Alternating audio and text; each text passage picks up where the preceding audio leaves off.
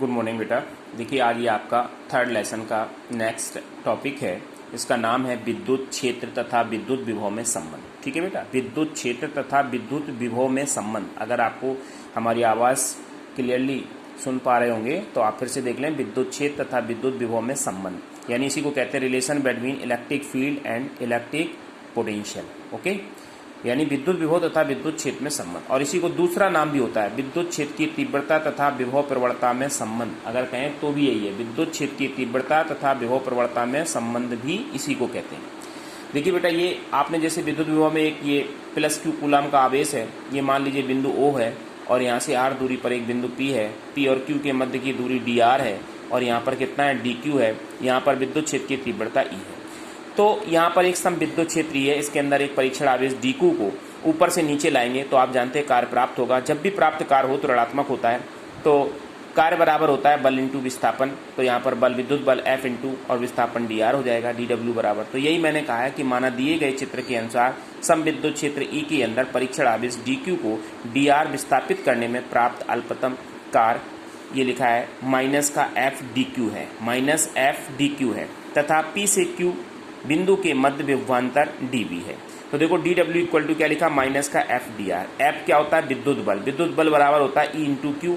अब आवेश dq है तो E इंटू dq हो जाएगा। तो dw equal to minus E dq into dr। F की वैल्यू बढ़ दी, dr पहले से था, माइनस चिन्ह इसलिए आया क्योंकि आपको कार्य प्राप्त हो रहा है। जब कार्य किया जाता है तो ऋणात्मक नहीं धनात्मक होता है, और प्राप्त होता है तो ऋणात्मक।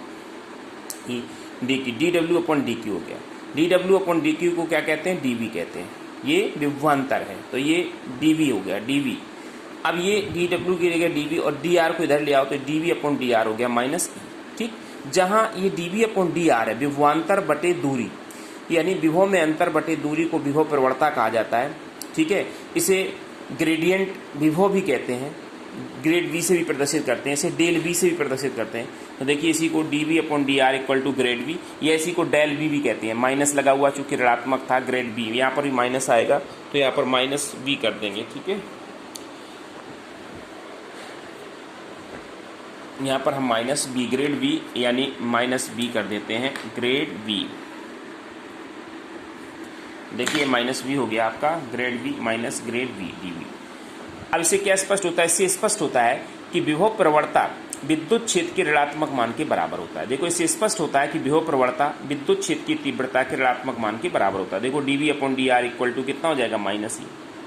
ठीक है, यहाँ पर दोनों जगह माइनस नहीं, अगर आपको E माइनस में है तो dv अपॉन ऋणात्मक हो जाएगा। यानी अगर हम इसको धनात्मक करें तो ये ऋणात्मक, तो ये इधर हमने ऋणात्मक कर दिया, सब जगह ये dv। ठीक है, ये आपकी स्थिति बन गई।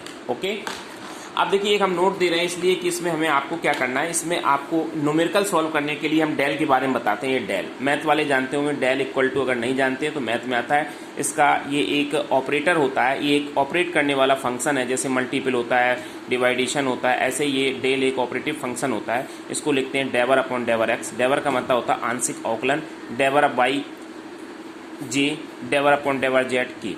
तीनों डायमेंशन के लिए होता है, एक्स डायमेंशन, वाई डायमेंशन और जेड डायमेंशन, यानी एक्स एक्स, वाई एक्स और जेड एक्स तीनों के लिए होता है। और इसमें आई कैप एकांक सदिश एक्स का है, जे कैप एकांक सदिश वाई का है और के कैप एकांक सदिश आपको पता है किसका है, जेड का है। ये आपने 11th में पढ़ा था। तो अब देखो डेल को हम क्या लिखते हैं, डेवर अपॉन डेवर एक्स आई कैप, डेवर अपॉन डेवर वाई जे कैप, डेवर अपॉन डेवर जेड के कैप। माइनस लगा था वैसे मान लीजिए, ये बी लिखा है। अब बी का अंदर मल्टीप्लाई करो तो क्या हो जाएगा, डेवर बी अपॉन डेवर एक्स आई कैप, डेवर बी अपॉन डेवर वाई जे कैप, डेवर बी अपॉन डेवर जेड के कैप। अतः अब आपने एक फॉर्मूला प्राप्त कर लिया, minus del B equal to आप लिख सकते हो माइनस डेवर बी अपॉन डेवर एक्स आई कैप, डेवर बी अपॉन डेवर वाई जे कैप, डेवर बी अपॉन डेवर जेड के कैप। ठीक, तो इस फॉर्मूले पर अपन के न्यूमेरिकल लगेंगे। तो इसलिए हमने ये फॉर्मूला आपको सॉल्व करके बताया कि देखिए डेल की वैल्यू ये होती है, ये आपको लर्न करनी पड़ेगी। ये डेल की वैल्यू होती है डेवर अपॉन डेवर एक्स आई कैप, डेवर बोलते हैं इसको। ये आंशिक अवकलन का चिन्ह होता है, जैसे डी अपॉन डी एक्स होता है वो अवकलन होता है, और ये डेवर लगा, डी को थोड़ा सा मोड़ करके बनाते हैं, इसको डेवर बोलते हैं, और ये आंशिक अवकलन को समझाता है। ये आंशिक अवकलन है, ठीक है, और ये चलता अवकलन जैसा ही है। तो अब देखिए यहाँ पर आपने एक इसका न्यूमेरिकल लिया, क्या लिखा, विद्युत क्षेत्र में विद्युत विभव को प्रदर्शित किया गया है। ठीक है, किससे, बी एक्स बाई जेड, यानी ये पॉइंट है इसके साथ, यानी बी को एक्स बाई जेड दिशा में इनके मान दिए गए। कितने मान है, 6x minus 8x Y minus 8y plus 6 by Z. ठीक, ये बी का मान दिया गया, जहां बी वोल्ट में है, एक्स बाई जेड मीटर में है, विद्युत क्षेत्र की तीव्रता का व्यंजक ज्ञात कीजिए जब बिंदु 1,1 मीटर में, यानी अगर x y z के मान 1 है तो विद्युत विभव का मान, इसमें आपको विद्युत क्षेत्र की तीव्रता का मान ज्ञात करना है। ठीक है, तो देखिए आपने फॉर्मूला अपने हिसाब से जो आप पढ़ के आए, गिवन वैल्यू आपको b का मान दिया गया 6x minus 8xy 8y plus 6yz। यहाँ xy इसलिए नहीं लिखा कि आप समझ गए होंगे xy केवल ये शो करते थे कि विभव का मान तीनों दिशाओं में है, x दिशा में, y दिशा में, z दिशा में। ठीक, डेल इक्वल टू आप जानते ही नॉन वैल्यू होती है, मैंने लिख दिया। अब इक्वल टू फॉर्मूला क्या होता है आपको पता था, minus del v। Del v को आपने सॉल्व किया था, पीछे मैंने डेल का मान भर दिया, ये था v का मान, ये अंदर मल्टीप्लाई करो, डेवर v अपॉन डेवर x आई कैप, डेवर v अपॉन डेवर y j कैप, डेवर v अपॉन डेवर z कैप की, और माइनस चिन्ह बाहर लगाओ। अब एक एक मान निकालते हैं, डेवर v अपॉन डेवर x का मान निकाल लेते हैं, डेवर v अपॉन डेवर y का मान निकाल लेते हैं, डेवर v अपॉन डेवर z का मान निकाल लेते हैं, सारे मान निकाल के समीकरण एक में रखेंगे। तो देखिए डेवर v अपॉन डेवर x का मतलब डेवर अपॉन डेवर x और b का मान भर दो। b का मान कौन सा है, ये वाला, देखो यही मान भर दिया, 6x minus 8xy 8y plus 6yz। x के सापेक्ष इसका अवकलन करिए तो 6x में x का अवकलन क्या होगा, 1, कितना बचा 6, यहाँ पर x का अवकलन कितना होगा 1, कितना बचा माइनस का 8y। ठीक, ये पूरा y का फलन है तो ये 0 हो जाएगा, ये पूरा yz का फलन, इसमें x है ही नहीं, जिसमें x जिस पद में नहीं होगा उनकी वैल्यू 0 हो जाएगी। तो इसमें x नहीं है, इसकी वैल्यू 0, इसमें x नहीं, इसकी वैल्यू 0, ये दोनों 0 हो जाएंगे, आपके पास केवल मान बचेगा 6 माइनस 8y।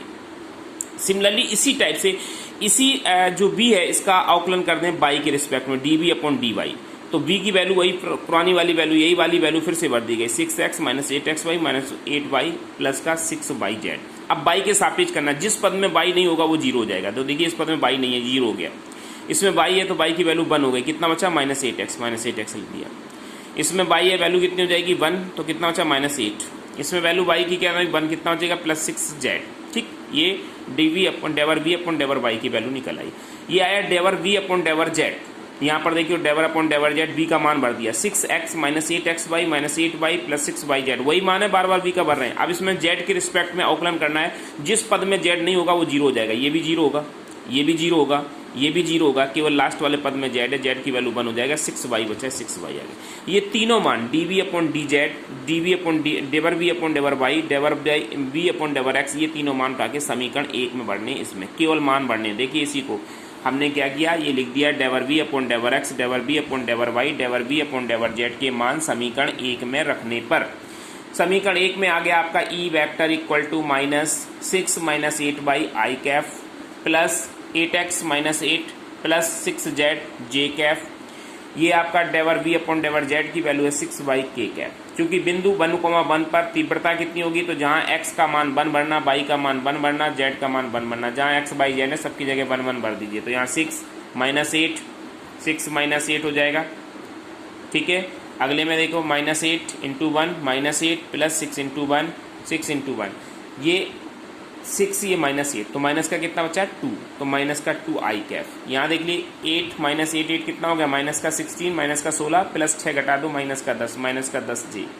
यहाँ पर केवल 6 है, 6 के कैप, पीछे से माइनस का मल्टीप्लाई कर दो, कितना आ जाएगा 2 आई कैप प्लस 10 जे कैप माइनस 6 के कैप। ये आपका आंसर हो गया। ये इस पर एक न्यूमेरिकल बेस था, और भी न्यूमेरिकल हैं जो हम बाद में आपको वीडियो में सेंड करेंगे। ओके बेटा, अगर इसमें कोई प्रॉब्लम है तो आप हमसे फ़ोन करके या ऑडियो वीडियो से कैसे भी कंफर्म कर सकते हैं।